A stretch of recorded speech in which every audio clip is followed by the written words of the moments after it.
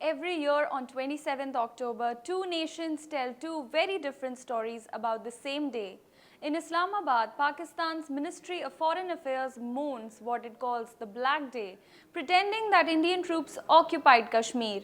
But in New Delhi and Srinagar, India observes Infantry Day, the day that marks the moment Indian soldiers landed in Srinagar in 1947 to stop Pakistan's invasion and rescue entire people from slaughter.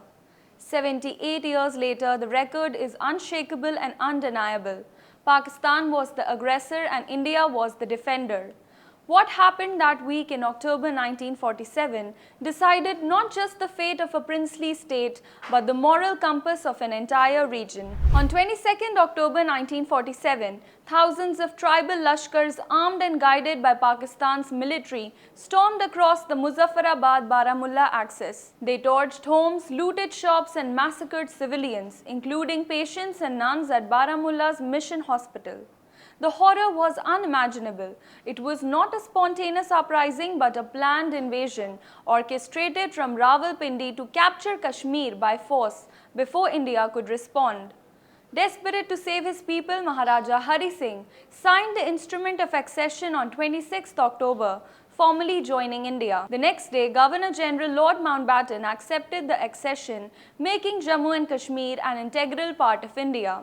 At dawn on 27 October 1947, the 1st Dakota aircraft of the Indian Air Force touched down at the Srinagar airfield carrying men from the 1st Battalion, the Sikh Regiment, commanded by Lieutenant Colonel Diwan Ranjit Rai. They secured the runway and pushed back the raiders who were advancing dangerously close to the city. Ranjit Rai was killed in action 2 days later, becoming independent India's first commanding officer to fall in battle. His sacrifice marked the beginning of the Indian Army's eternal pledge to protect Kashmir. On 3rd November, Major Somnath Sharma of Battalion 4 Kumaon Regiment and his men held their ground at Budgam against 7-1 odds. His final radio message, "We shall fight to the last man and the last round," still echoes through Indian military history. Major Sharma became the first recipient of the Param Veer Chakra, India's highest gallantry award. His stand saved Srinagar and turned the tide of battle. It also saved Kashmir from a Pakistan-backed occupation that had already revealed its brutality in Baramulla and beyond. Yet, every year Pakistan's Ministry of Foreign Affairs continues to recycle its 1947 propaganda, ignoring the simplest and clearest timeline of events. On 22nd October, Pakistan's invasion began. On 26th October, Jammu and Kashmir legally acceded to India. And on 27th October, Indian troops landed with the ruler's consent to defend his state. There is no moral ambiguity here. The Indian Army entered a territory that had already joined India under international law. Pakistan, on the other hand, crossed a border it had no claim to, the textbook definition of aggression. When the ceasefire took effect in 1949, 2/3 of the state remained with India. The rest, what Pakistan now calls Azad Kashmir and Gilgit-Baltistan, became occupied territories without rights, representation or freedom. Since that day, India's infantry has maintained an unbroken vigil along the mountains and valleys. From Zozila to Tangdar, from Poonch to Gurez, generations of soldiers have guarded the frontier in freezing winds, floods and insurgents. But the Indian soldier has not only fought wars, he has rebuilt lives.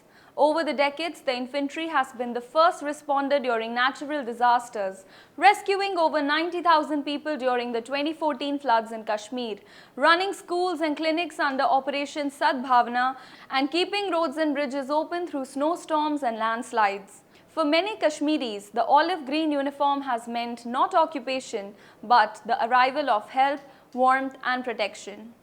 This year's Black Day statement from Islamabad rings especially hollow. In September and October 2025, Pakistan's own security forces opened fire on protesters in Pakistan-occupied Kashmir. Demonstrations over electricity prices and resource plunder in Muzaffarabad and Dadiyal left at least 10 dead and more than 150 injured. The region was sealed under curfew and communications were blacked out. The same Pakistan that claims to speak for Kashmiris was shooting them down on its own streets. It is the ultimate hypocrisy. The occupier calling itself the liberator even as its own citizens in so-called Azad Kashmir demand basic rights and accountability. Today's infantrymen face new challenges: drones, cross-border narcotics networks and encrypted handlers coordinating terror from across the line of control.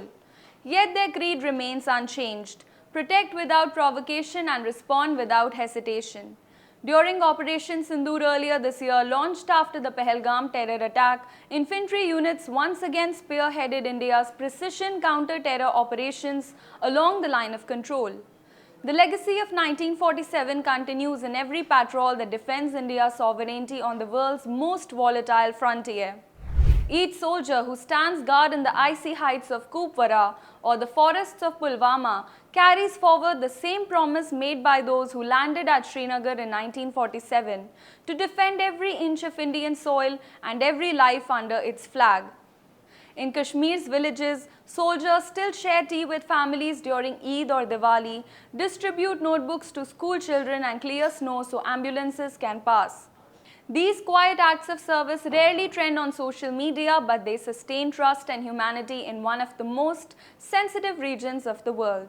As one elderly resident once said, "They come with weapons, yes, but sometimes they also bring warmth." Infantry Day 2025 therefore demolishes Pakistan's annual charade. It reminds the world that India's army entered Kashmir not to seize but to save, that its presence is rooted in law, not conquest, and that Pakistan's so-called Black Day is in fact the anniversary of its own first act of aggression. While Islamabad fires on its own citizens in POK, Indian soldiers in the valley rebuild schools, rescue flood victims and maintain peace.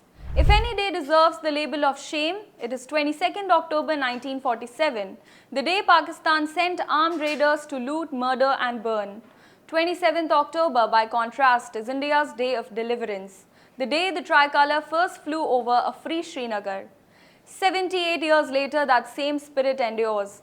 The infantrymen standing on a snow ridge in Gurez, the patrol navigating through Kupwara's forests, the quick reaction team in Pulwama, they are all part of that first sacred promise made in 1947, to guard every inch of Indian soil and protect every citizen under its flag. So when Pakistan calls this day black, India responds with truth, pride and remembrance. Because for the people of the valley, 27th October 1947 was the day the Indian soldier came and Kashmir never fell.